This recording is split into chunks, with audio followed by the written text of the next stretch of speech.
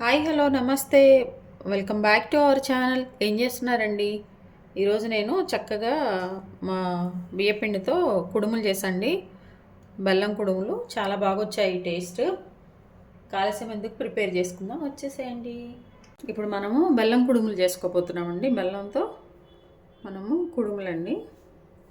ఈ కుడుములు ఏంటంటే ప్రసాదాలు పెడతారు, అలాగే మనము గృహప్రవేశాలప్పుడు ఇంట్లో కూడా మంచిదని చేసుకుంటారు. దానికోసం ఏంటంటే నేను ఒక కప్పు బియ్యపు పిండి తీసుకున్నానండి. అలాగే దీనికి 3/4 కప్పు బెల్లం చిన్న చిన్న ముక్కలుగా చేసుకొని పెట్టుకున్నాను. లేదంటే వీటిని మనం పౌడర్ కూడా చేసుకోవచ్చు. 1 గంట సేపు నానబెట్టిన ఒక 2 టేబుల్ స్పూన్ పచ్చిపప్పు, అలాగే కొంచెం పచ్చి కొబ్బరి అండి. నేను చిన్న చిన్న ముక్కలుగా చేసుకున్నాను, తురిమింది అయితే కాదు. ఇప్పుడు ప్రాసెస్ చూద్దాం. స్టవ్ ఆన్ చేసేసుకొని ఒక బాండీ కానీ ఒక గిన్నె కానీ తీసుకున్నాం అండి. ఇది తీసుకున్నాక ఏంటంటే ఇందులో కొంచెం మన బాండీ హీట్ అయ్యాక 1 టేబుల్ స్పూన్ అట్లా మనము నెయ్యి వేసుకున్నామండి. కొంచెం ఎక్కువ వేసుకున్నా పర్లేదండి. కట్ చేసి పెట్టుకున్న పచ్చి కొబ్బరి ఉంది కదా, ఇది వేసేసుకున్నాము.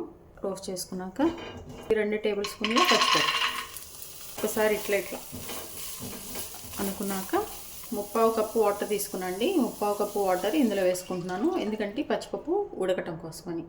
మనం ఉడికిని తీసుకోలేదు కదా, ఓన్లీ పచ్చిపప్పు మనము నానబెట్టాము. ఆ నానబెట్టిన ఈ పచ్చిపప్పు బాయిల్ అవ్వటం కోసం అని చెప్పేసి ఒక 3/4 కప్పు వాటర్ తీసుకున్నాను. అందులో నేను ఇవి ఉడికిస్తున్నాను అనమాట.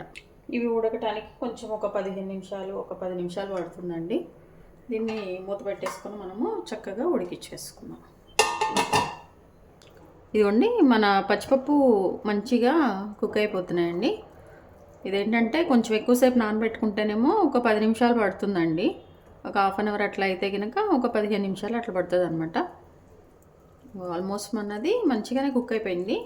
చిటికెడు ఉప్పు వేసుకోవాలండి. 1 కప్పు బెల్లం తీసుకున్నాం కదండి, ఈ 3/4 కప్పు బెల్లము ఇందులో వేసేసుకోవాలన్నమాట.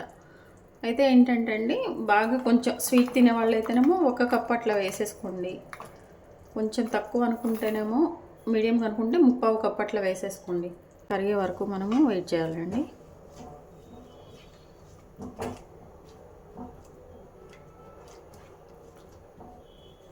చక్కగా ఇది హెల్దీ కూడా అండి, చక్కగా, ఎందుకంటే ఆవిరితో ఉడికించుకుంటాం కాబట్టి మంచిగా బాగుంటుంది అనమాట. ఈ బెల్లం కరిగే వరకు మనము కొంచెం వెయిట్ చేయాలి.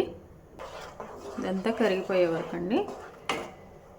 మామూలుగా అయితే ఏంటండి, సేమ్ మనం ఏ కప్పుతో అయితే బియ్యం పిండి తీసుకుంటామో రైస్ ఫ్లోరు, అదే మెజర్మెంట్ బెల్లం తీసుకోవాలన్నమాట. ఇప్పుడు మనం 1 కప్పు తీసుకున్నాము, 1 కప్పు కనుక మనం ఈ బెల్లం తీసుకుంటే మరి స్వీట్ ఎక్కువైపోతుంది అని చెప్పేసి నేను కొంచెం తగ్గించాను, 3/4 కప్పు అనమాట.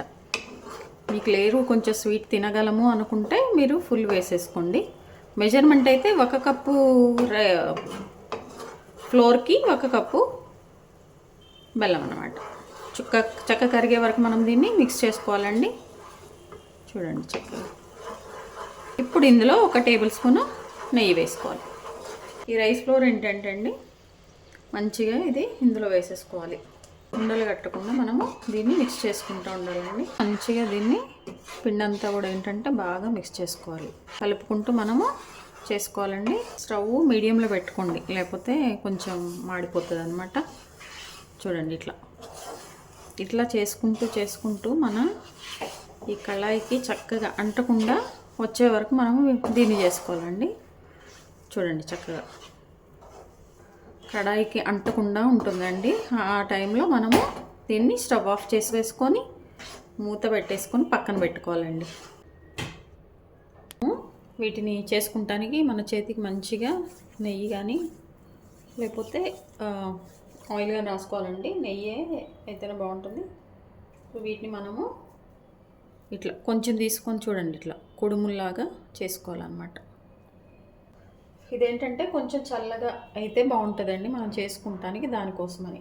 ఇదిగోండి ఇట్లా మన చేతితో దీన్ని ఇట్లా ఒత్తేసుకోవటమే. అలాగే నా దగ్గర ఇదిగోండి మోల్డ్ ఉంది, చూసారా? ఈ మోల్డ్కి ఫస్ట్ మనము ఆయిల్ కానీ నెయ్యి కానీ రాయాలండి. రాసాక ఇందులో పెట్టేసుకొని మనం ప్రెస్ చేసుకొని కానీ షేప్ వస్తుంది మనకి, చూపిస్తుంది అట్లా. ఇవ్వండి, దీనికి మంచిగా ఇట్లా నెయ్యి కానీ ఆయిల్ కానీ మనము స్ప్రెడ్ చేసుకోవాలి. ఒకవేళ ఇది లేకపోతే అది ఎట్లా చేయాలో కూడా నేను చూపిస్తాను అండి షేపు. ఇవ్వండి. ఇప్పుడు ఇందులో మనము మంచిగా పట్టేసుకోవాలి. పట్టేసుకొని ఇదంతా కూడా మనము మంచిగా ఈ కిందంతా కూడా మనము కరెక్ట్గా ఉండే విధంగా దీన్ని సర్దేసుకోవాలన్నమాట. ఎడ్జస్ట్లో ఏమన్నా వస్తే దీన్ని కూడా మనము తీసేసుకోవాలన్నమాట. ఇది చూసారా ఎంత చక్కగా వచ్చిందో, ఇట్లా అన్నమాట. ఇట్లా కూడా మనము చేసుకోవచ్చు.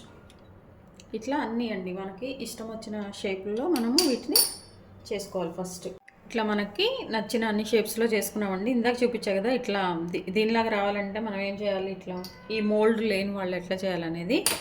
దీన్ని ఏంటంటే మనం రౌండ్ చేసుకొని కొంచెం చూడండి, కొంచెం పైకి ఇట్లా అనేసి దీన్ని ఏంటంటే ఫోర్క్తో చుట్టూ ఇట్లా ఒత్తేసుకుంటే షేప్ వచ్చేస్తుందండి.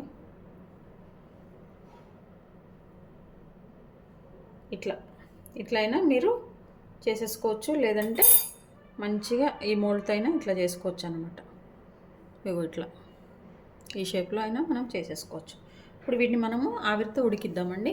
చూడండి, ఇందాక మనం చేసుకున్నాం కదా, ఆ కుడుములన్నీ కూడా ఏంటంటే ఇట్లా ఒక గిన్నె తీసుకొని మంచిగా వెల్లడపాటిది అందులో కొన్ని వాటర్ పోసేసుకొని